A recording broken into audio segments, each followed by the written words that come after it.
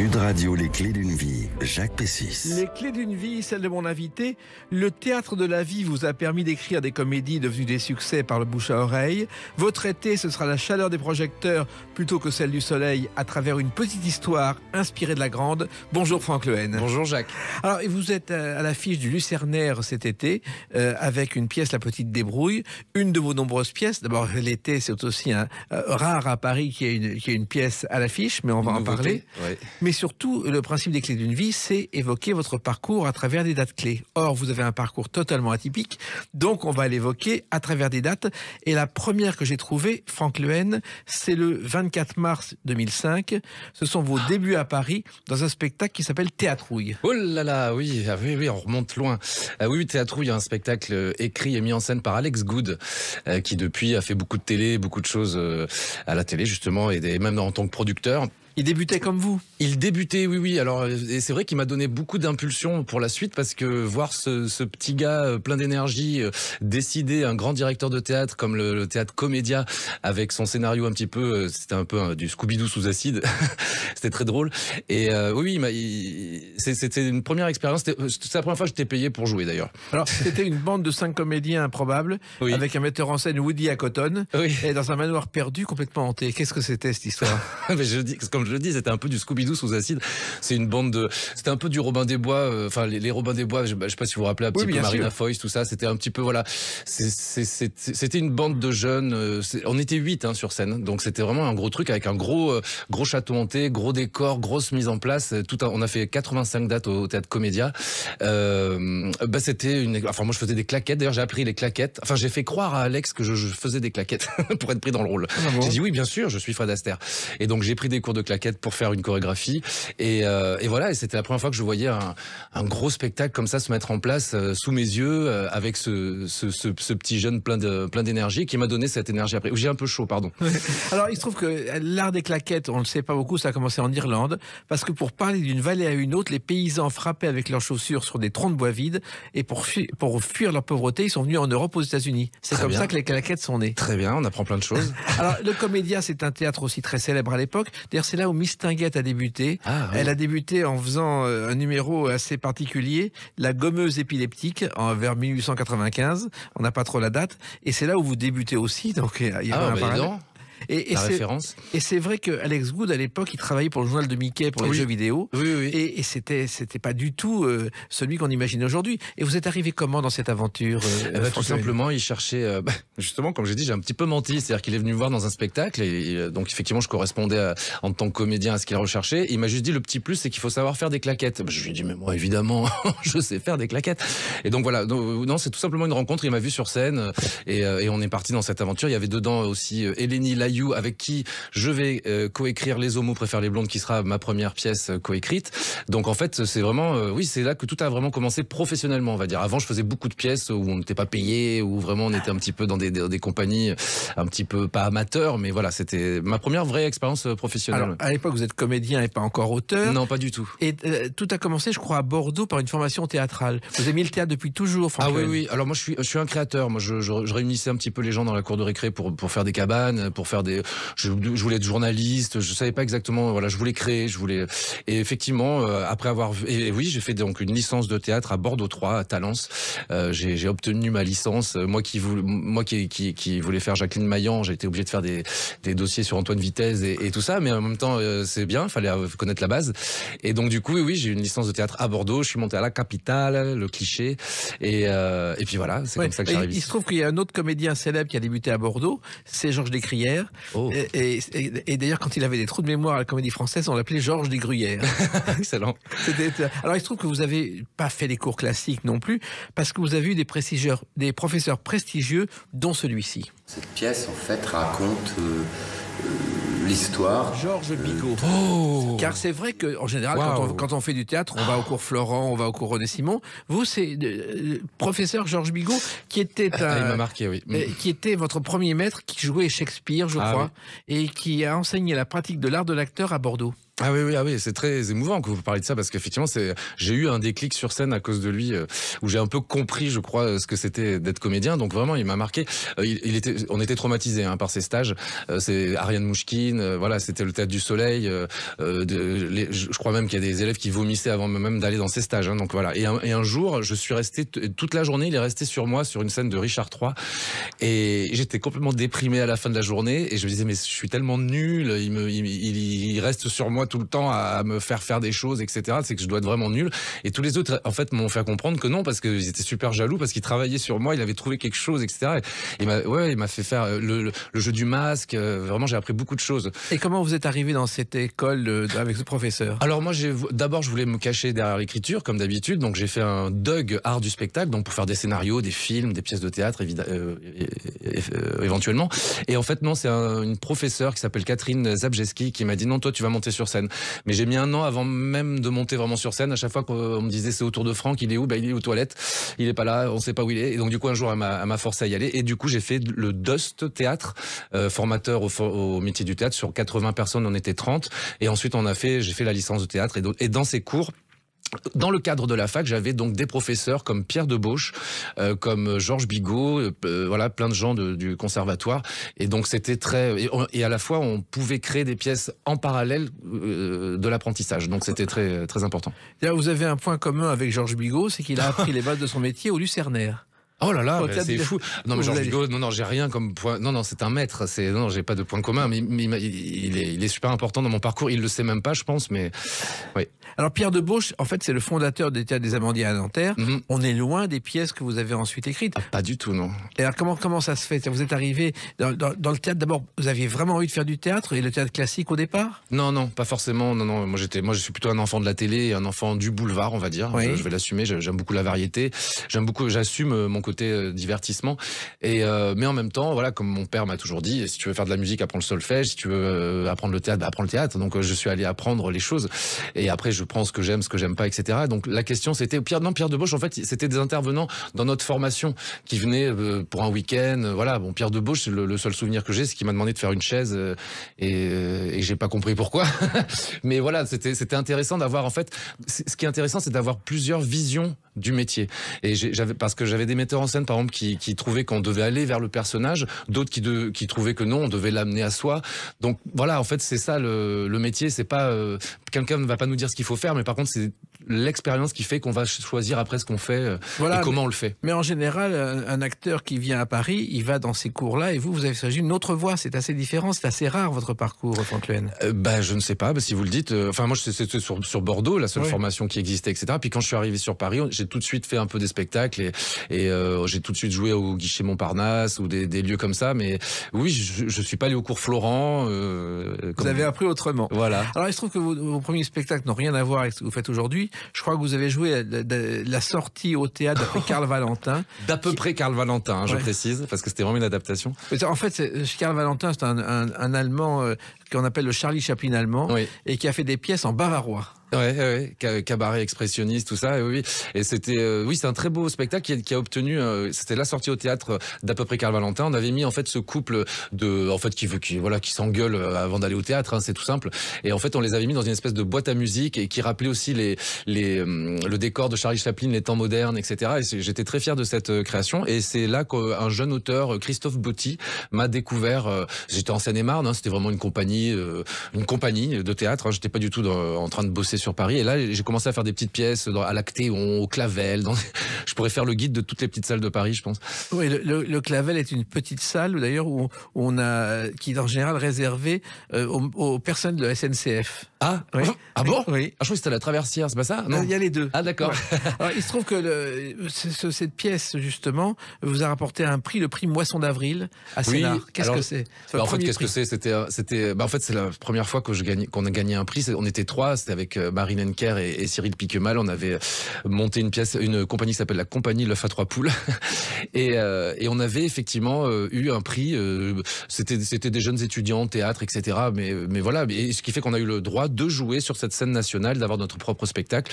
Et c'est la meilleure pièce qu'on ait fait depuis. Puis depuis, après, j'ai fait autre chose tout seul. Mais en tout cas, c'était le truc le mieux qu'on ait fait ensemble, je trouve. Oui, mais en même temps, c'est pas facile pour un jeune comédien qui arrive à Paris et jouer comme ça des pièces aux alentours de Paris. Oui. C'est un parcours difficile, c'est le parcours du combattant. Ben oui, on se dit parce qu'on monte à la capitale, mais là j'étais pas vraiment dans la capitale, donc du coup, oui, c'était le début, mais c'est bien parce que ça m'a appris aussi à monter une compagnie, à chercher des fonds aussi pour monter des pièces, des productions, etc. Donc j'ai vu vraiment l'envers du décor de comment faire pour mettre en place toute une troupe et une compagnie.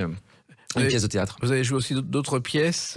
Il y a eu Ne m'appelle plus Baby Chérie, c'est fini. Je serai toujours là pour te tuer, de Sophie Tonneau. Là, un spectacle sur la vie et la mort. Là encore, c'est un univers très différent. Ah bah là, je serai toujours là pour te tuer. Je le jouais en parallèle de l'autre pièce, Les Homos préfèrent les blondes. Et en fait, le succès des Homos préfèrent les blondes m'a amené vers la comédie pure, etc. Alors que je faisais effectivement des pièces plutôt en demi-mesure et je jouais un tueur, donc rien à voir. Mais vous pensiez à l'époque aller vers le théâtre subventionné ou pas vers le théâtre privé? Vous ne saviez pas? Je ne savais pas. Je voulais créer mon propre univers, en tout cas. Et je suis en train d'y arriver, mais oui, je cherchais encore un petit peu. Je savais pas. On sait jamais vraiment. On joue. Moi, j'ai joué dans la rue, j'ai joué partout. Moi, il faut tenter. Il faut dans des cabarets. Il y a personne n'applaudit. Il y a 5 personnes et puis à la fin il y en a plus que 3. Enfin, j'ai tout fait. Donc, je savais pas exactement ce que je voulais faire, mais je voulais créer et partager. Et vous y êtes arrivé. Oui. On va en parler avec une autre date, le 11 août 2009. À tout de suite sur Sud Radio avec Franck Lehen. Sud Radio, les clés d'une vie, Jacques Pessis. Sud Radio, les clés d'une vie, mon invité Franck Lehen. Nous parlerons tout à l'heure de La Petite Débrouille, un spectacle à l'affiche du Lucernaire.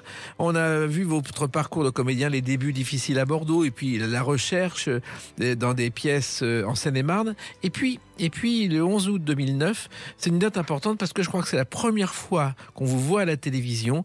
Il y a un journal télévisé de France 3 qui évoque Les Homos préfèrent les blondes, dont vous avez parlé, à l'affiche depuis 2 ans. Et c'est le premier journal où on vous voit... je savais pas, vous m'apprenez quelque chose. Et on évoque aussi Le Clan des divorcés, et j'aime beaucoup ce que vous faites, qui étaient les 3 succès de l'été. Oui, c'est vrai qu'on se suivait tous un petit peu dans les salles à l'époque. Oui, très bien. 11 août 2009. Okay. Oui, alors que la pièce est à l'affiche depuis 2 ans. Dans la plus grande indifférence, au départ, pour le média. Oui, les gens de théâtre, c'est souvent ça. Hein. Alors, c'est né comment cette pièce, Les Homos préfèrent les blondes? En fait, le sujet, c'est une blonde qui préfère les homos, 2 homos qui s'aiment, un homo qui aimerait être aimé, un hétéro qui préfère la blonde et qui préfère les homos. Voilà. Oui, bon, écoute, alors, c'est une pièce que j'ai coécrit avec Hélénie Layou, qui était d'ailleurs dans la pièce Théâtrouille en tant que comédienne avec Alex Good. D'ailleurs, Alex Good joue dans Les Homos préfèrent les blondes. En fait, voilà, on était une petite troupe à l'époque, hein, donc voilà. Et en fait, non, c'était pour parler un petit peu de... Alors, cette pièce, vous me ressortez des trucs. C'est une pièce de café-théâtre déjà. Donc après, c'est une comédie de situation. Donc en fait, je jouais un hétéro un peu bourrin qui essayait de draguer, on va dire, sans être vulgaire, mais des filles qui sont un peu tout le temps entourées d'homos, pour pas dire filles à pédé. Et donc du coup, et voilà, et je me faisais passer pour mon propre jumeau homosexuel, mais alors complètement cliché, qui justement qui va aborder cette blonde qui n'a pas peur des homos et du coup qui va gratter quelques informations pour la draguer, etc. C'est un peu un Cyrano de Bergerac caché, quoi. Donc voilà, mais c'était très drôle et puis surtout c'est ma première expérience en tant que co-auteur. Et vous aviez envie d'écrire à ce moment-là? En fait, oui, j'ai toujours écrit. J'ai toujours écrit mon journal intime. J'ai toujours écrit. J'ai jamais pensé que ça pouvait peut-être intéresser autre chose que une autre personne que moi.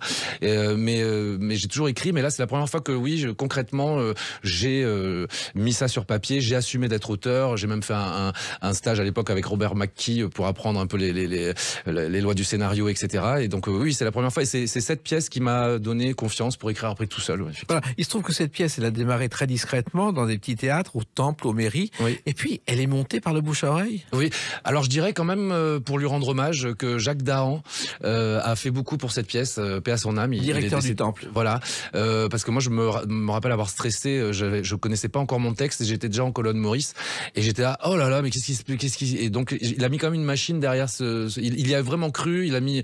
C'était un producteur à l'ancienne qui vraiment misait complètement sur un texte et il l'a misé sur ce texte. Je me rappelle à l'époque, vraiment, je le remercie à travers sa fille qui est encore là.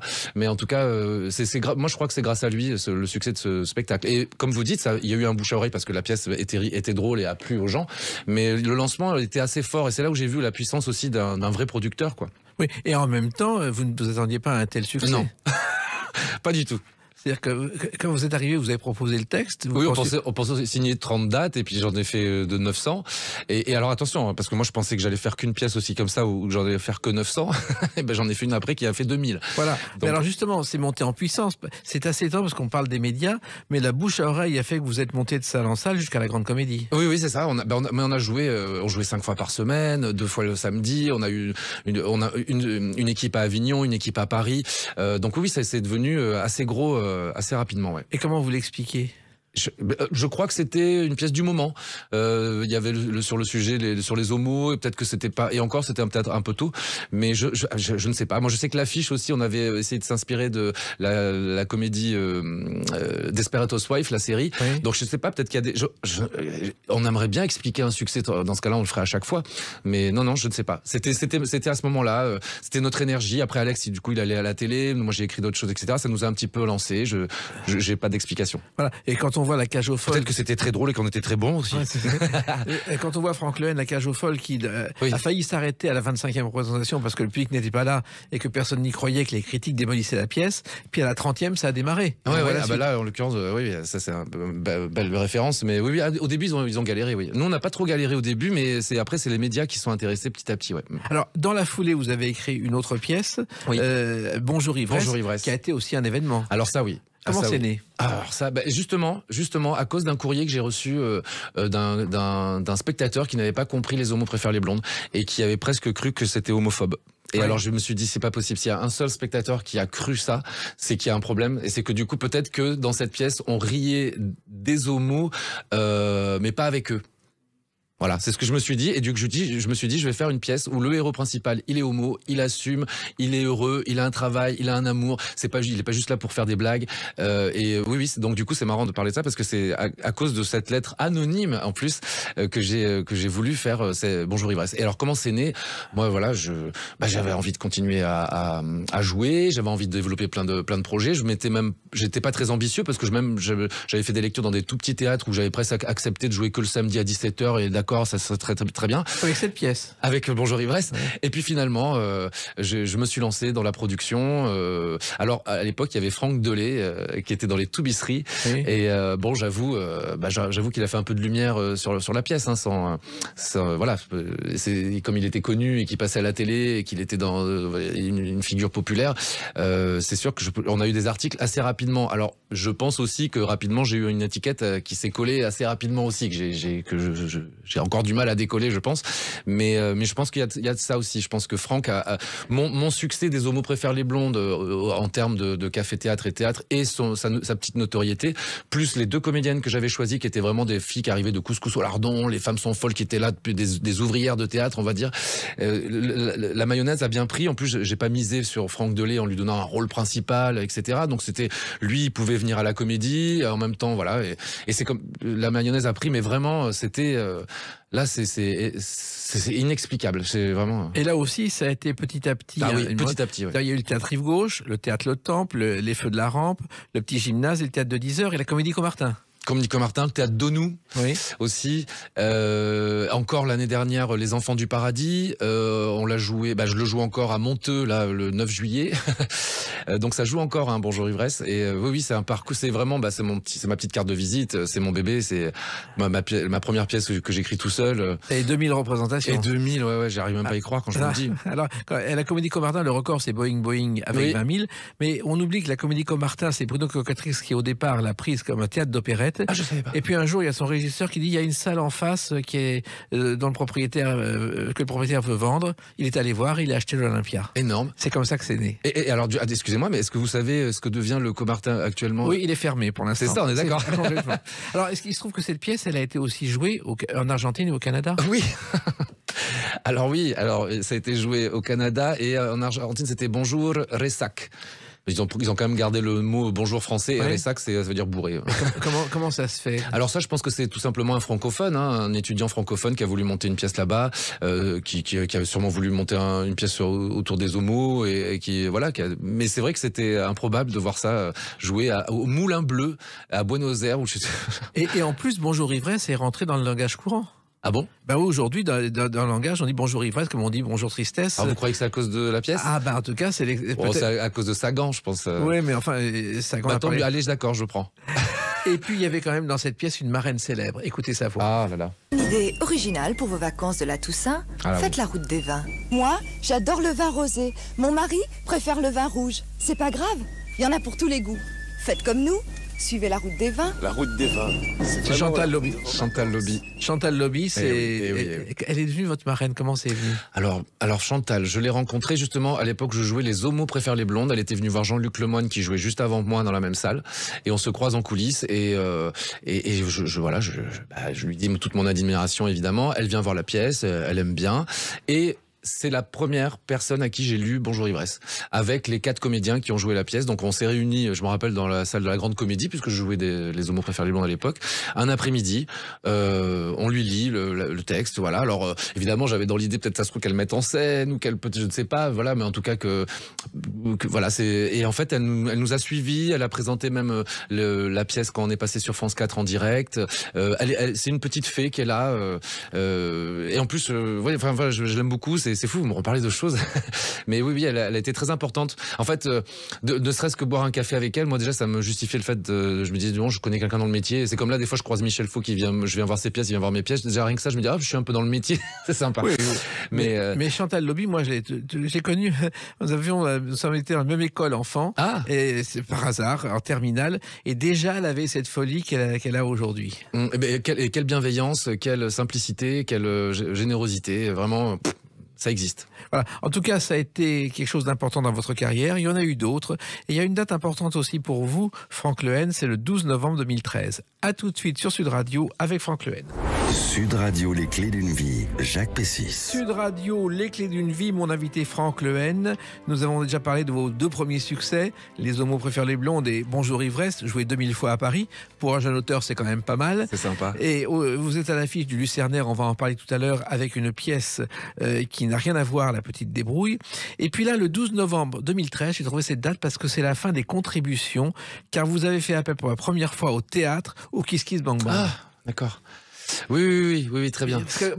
Pour jouer une pièce, pour jouer une lecture, vous avez fait appel au public. C'est ça. Alors que généralement, on le fait pour les disques, mais pas pour les pièces de théâtre. Oui. Moi, c'est souvent. Moi, c'est ça. C'est le public qui m'a accepté avant la profession. De toute façon, moi, ils m'ont offert mon succès avec Les Homos préfèrent les blondes, et je me suis dit, c'est eux qui vont m'aider à construire C'était ma 3e pièce, donc c'était Revenir un jour, mis en scène par Olivier Massé, avec Édouard Collin, Rodolphe Sand, Christine Lemler, David Tourné et moi-même.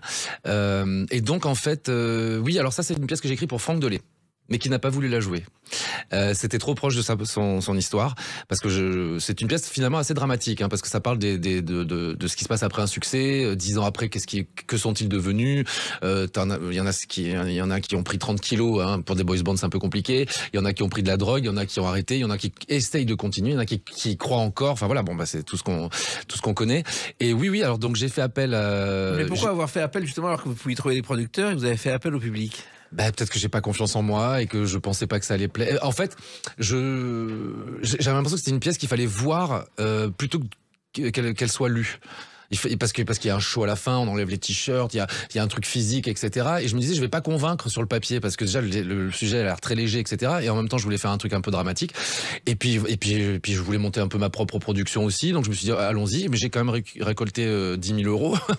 10 000 euros qui m'ont permis de louer le Palais des Glaces, de payer les comédiens, de faire un décor, de demander à Frédéric Château de me faire une chanson, un single. Et puis du coup, on a présenté ça et on a trouvé du coup un producteur qui après nous a produit au Palais des Glaces pendant 60 dates l'année d'après, quoi. Et donc, celles et ceux qui avaient contribué ont eu des places gratuites? Oui. Mais il y avait des contributions pour 1 000 euros. On pouvait prendre un café avec moi. Et Édouard Collin. Et donc, Édouard a eu 1 000 euros, un mois 1000, ça faisait déjà 2 000 euros à nous deux, c'est pas mal. Alors, les contributions, il pouvait avoir le DVD, puisque ça a été filmé. Il pouvait avoir des places en backstage, venir nous voir. Oui, on se les jouait un petit peu comme des boys, comme des boys bands, il y avait des t-shirts. On pouvait prendre sa photo avec John, machin, ou je sais pas comment il s'appelait. C'était les One Again 4. Voilà, on a vraiment fait un boys band. C'était une belle aventure, je trouve, qui était un peu frustrante parce qu'elle s'est un peu arrêtée trop tôt, mais c'était une belle aventure, ça. Alors, pour parler justement de cette pièce, il faut revenir sur une chanson qui a été un succès, 5 millions d'exemplaires vendus.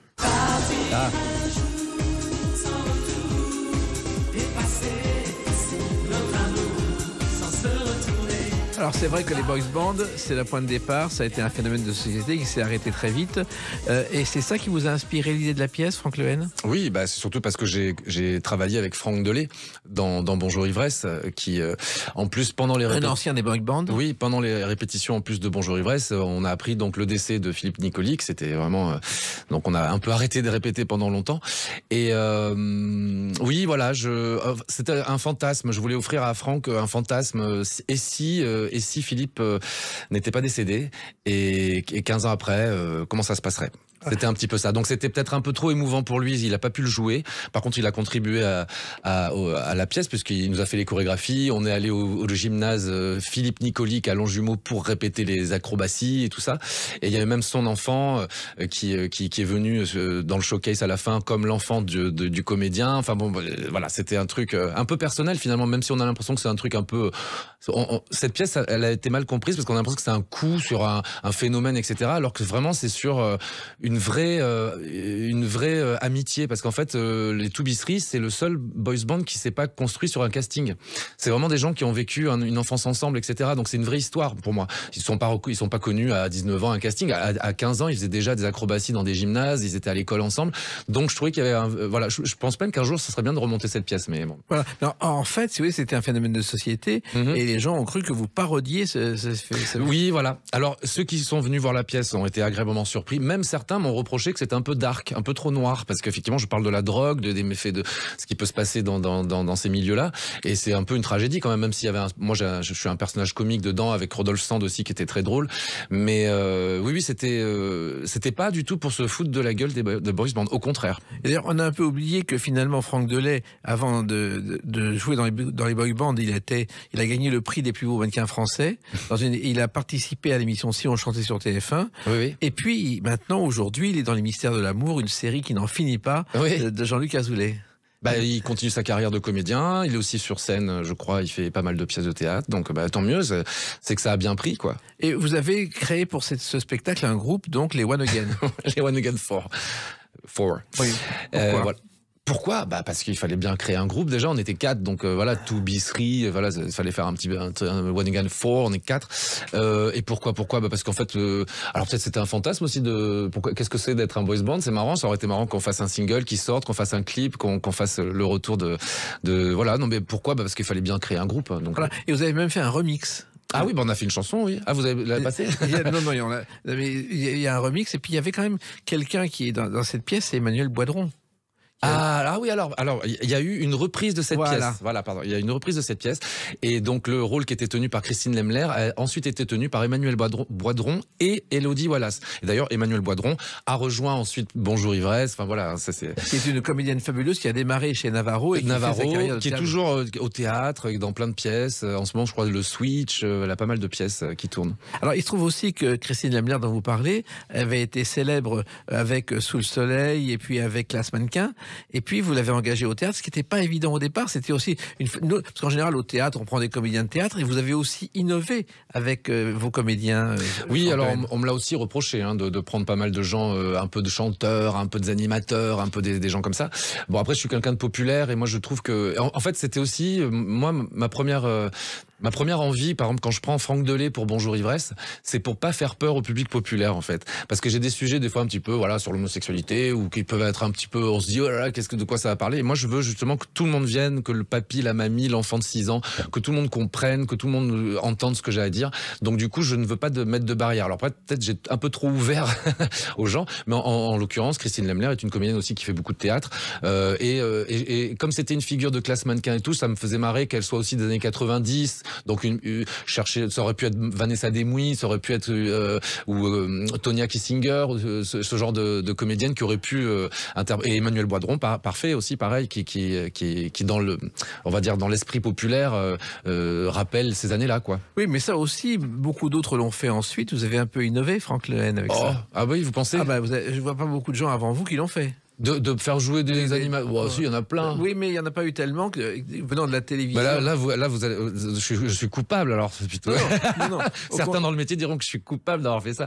Oui, mais en même temps. Moi, j'ai pas d'a priori. J'ai pas d'a priori sur les gens. Je veux dire, tout le monde a le droit de monter sur scène, de s'exprimer. Après, le théâtre, c'est quand même aussi. Alors, moi, mon défaut, c'est que je me dis, avec les répétitions, on va y arriver.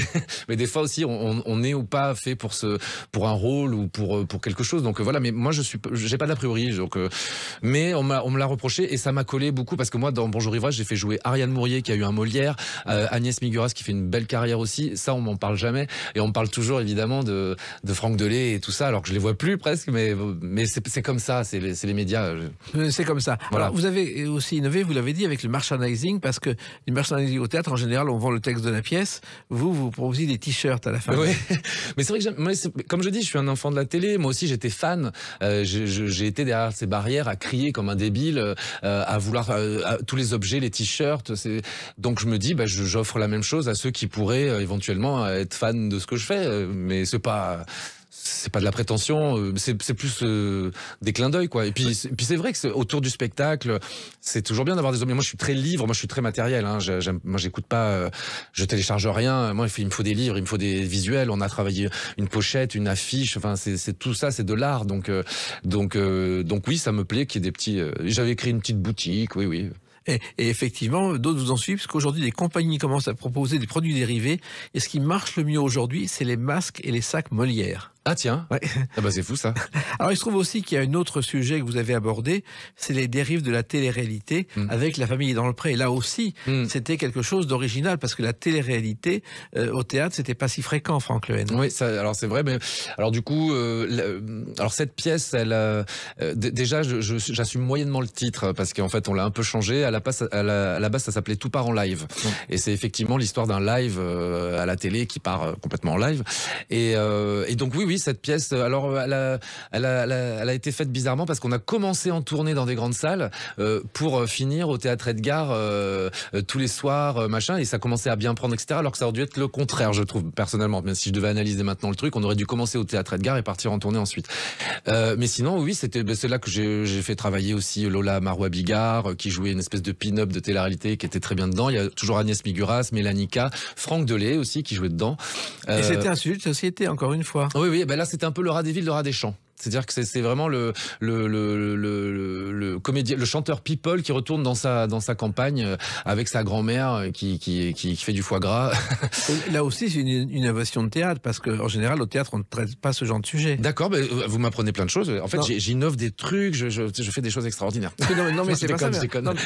Mais en plus, c'est vrai que la télé-réalité, on en parle en France, mais en fait, elle est née en 71 aux États-Unis avec une émission qui s'appelait Une famille américaine. Elle était inconnue. Il y avait 300 heures de tournage, 12 épisodes, les conséquences d'un divorce sur le quotidien du foyer. D'accord. Et c'est le point de départ. 71. D'accord. Et ça encore, donc c'est un sujet. Puis il y a un autre sujet que vous avez abordé avec une pièce qui est liée à une chanson. Une fille et un garçon, le début d'une... Premier baiser avec Emmanuel Motas qui nous a quittés dernièrement, qui avait débuté vraiment comme ça, par amitié pour Dorothée. Elle rangeait les costumes dans les placards, elle portait les valises, et puis finalement elle a fait une chanson et une carrière. Il y en a beaucoup, même Hélène, je crois qu'elle était standardiste. Exactement. Et là vous avez fait Dernier baiser. Ouais. C'est aussi alors ça fait partie de mes pièces comme Revenir un jour. J'ai un peu mes pièces personnelles, voilà, un petit peu comédie de mœurs et tout ça. J'ai des pièces un peu historiques et j'ai des pièces un petit peu l'envers du décor du spectacle, on va dire. Et Revenir un jour, c'était ça, et Dernier baiser, c'est pareil. Donc ça, c'est suite à ma rencontre avec Anthony Dupré. Anthony Dupré qui voulait faire du théâtre, qui se cherchait un petit peu à ce moment-là, ne savait pas trop quoi faire et avait l'idée peut-être d'aller faire un seul en scène et peut-être de reparler de ses 25 ans qu'il avait vécu, etc. Je dis, ben non, il faut faire une pièce avec une situation, des personnages. Et j'ai eu cette idée, en fait, de parler des fans derrière les barrières, les fameux, voilà, qui des fois font des transferts avec les chanteurs et tout ça. Et donc voilà, Dernier baiser, c'est ça, c'est les retrouvailles de deux anciennes vedettes avec les deux seuls fans qui restent. au bout de 25 ans, et qui font une espèce de convention autour de Dernier Baiser dans une espèce de cafette recréée pour l'occasion. Et voilà, ça parle aussi pareil des dérives, de l'après, comment gérer l'après, comment faire, et puis surtout les fans aussi. C'était aussi pour les fans. Il y a beaucoup de fans qui m'ont remercié de cette pièce parce que ils m'ont dit on savait pas que c'était aussi dur pour eux, parce que c'est vrai qu'on les enferme dans des images. Même encore aujourd'hui, je suis sûr qu'on dit à Magali Madison, tu peux me faire la voix d'Annette, machin et tout. Ça fait 25 ans, ça fait 30 ans, et ils se rendent pas compte qu'ils peuvent aussi être oppressants auprès de ces comédiens, comédiennes qui essaient de faire autre chose des fois. Donc voilà. Mais voilà, ça parlait de ça. Oui, voilà. C'était en 2019. Et ben vous étiez effectivement dans ces pièces-là, puis vous avez aussi changé de casquette, et on va l'évoquer à travers une autre date, le 6 juin 2023. À tout de suite sur Sud Radio avec Franck Lehen.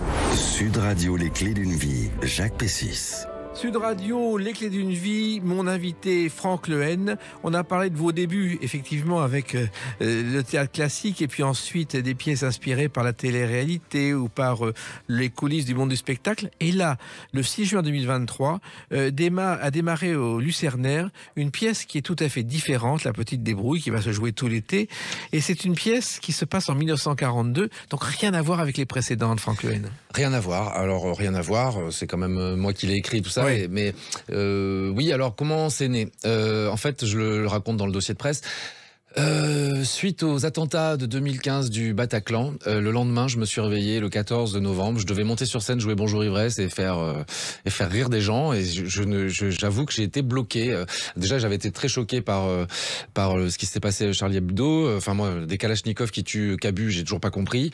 Et donc, du coup, là, je suis dans une période un peu compliquée où je me demande ce que je fous là. Qu'est-ce que je peux faire ? Donc, déjà, le lendemain, j'ai joué et j'ai demandé au public qu'on se serre dans les bras un par un à la sortie. C'est le seul truc que j'ai su faire le lendemain. Et ensuite après je me suis dit je peux plus écrire pareil. Je ne peux plus écrire que pour divertir les gens, même si c'est honorable de faire ça. Et du coup j'ai commencé à faire des recherches sur quelle est la position d'un artiste dans un conflit mondial en fait. À quoi on sert, qu'est-ce qu'on peut faire, parce que moi je vais pas aller dans le maquis et je vais pas m'engager et où je suis moi. Et donc du coup j'ai découvert les Azous pendant les années 42 etc. qui étaient des gens qui provoquaient à la fois les Allemands et en même temps qui continuaient à vivre leur vie et qui n'avaient rien à foutre du reste. Enfin c'était des jeunes. Voilà, moi je suis un vieux Zazou dans la pièce. Les Azous c'est ils ont 15-20 ans, ils vont pas à la guerre, ils vont pas à l'école et du coup ils fument, ils écoutent du jazz. Le jazz est interdit en plus à l'époque. Le jazz est interdit, la musique nègre comme on disait à l'époque malheureusement et ils avaient même mis des étoiles jaunes avec écrit Zazou dessus en solidarité avec les Juifs pour dire quand même l'inconscience de ces jeunes. Oui, ils se réunissaient dans une cave, le Pam Pam à Saint-Germain-des-Prés, où ils écoutaient des disques américains. Pam Pam, ah oui, parce qu'il y a le Sans Souci aussi, on m'a parlé de lieux comme ça, parce que j'écris beaucoup de pièces, on pourra en parler. Et les Azous, ça vient en fait d'une chanson. Ça commence comme ça la pièce.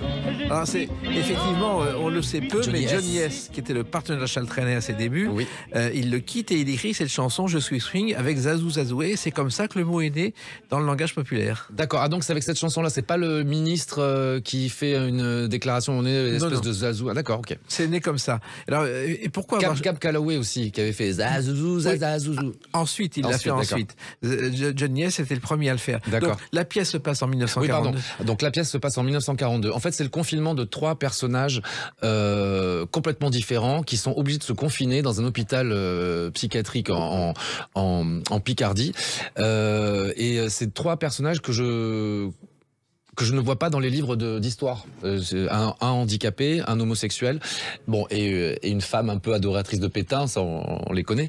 Mais voilà, je voulais montrer le quotidien, voilà, ce que j'ai vécu moi, c'est-à-dire que on reçoit une bombe sur les pieds, on n'est pas forcément en rapport avec ce conflit, on n'est pas forcément, mais ça nous vient quand même dessus, sur nos terrasses, voilà, ça nous arrive devant nous. Donc je voulais raconter ça aussi, et puis je voulais raconter aussi que la guerre, c'était pas que les Allemands, c'était pas que les bombes, c'était aussi dans des villages, on les voyait passer au loin. Il y a même des villages qui n'ont même pas connu la guerre.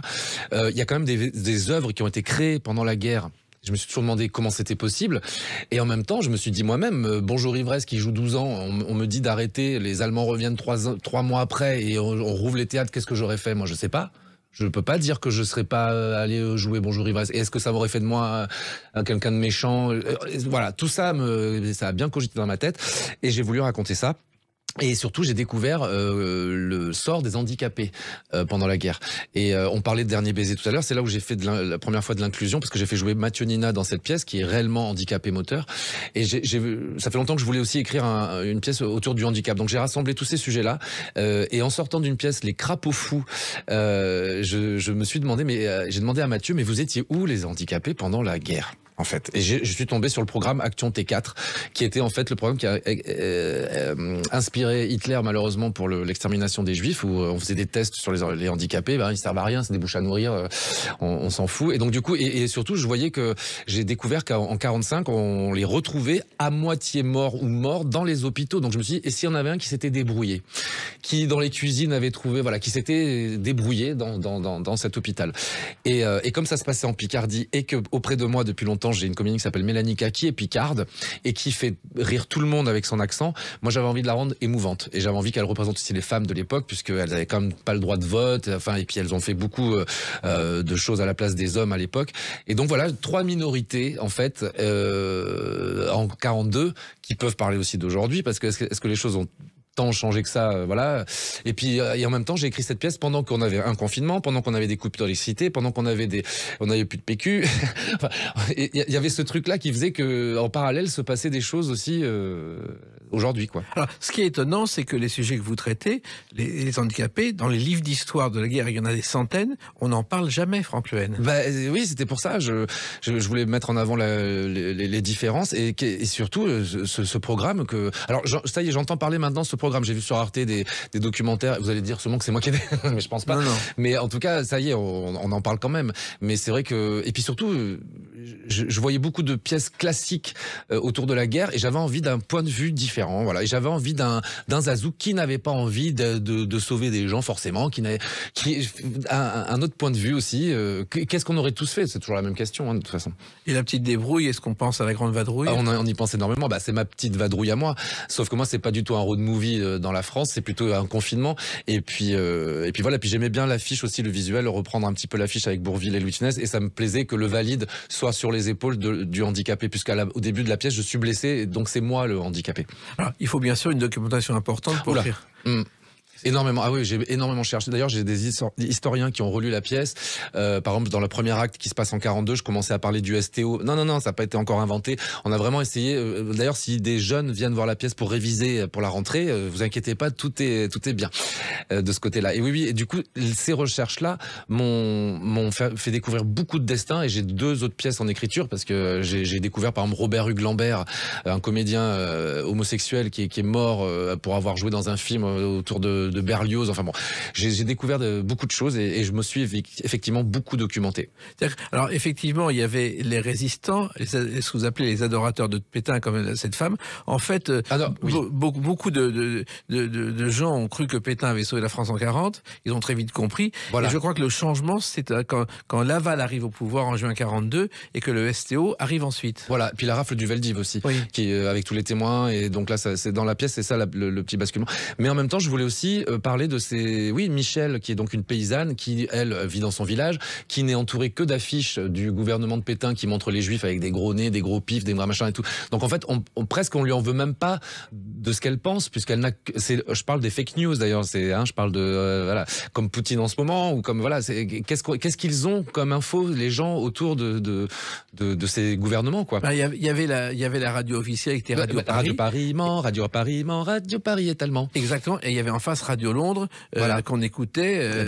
C'était interdit. D'ailleurs, il y avait même, les Allemands avaient voulu prendre des postes en Normandie, les confisquer, et les Normands, c'était un test, ont donné des vieux postes qui ne marchaient plus. Donc les Allemands ont vite arrêté ce il y avait toute forme de résistance, ouais.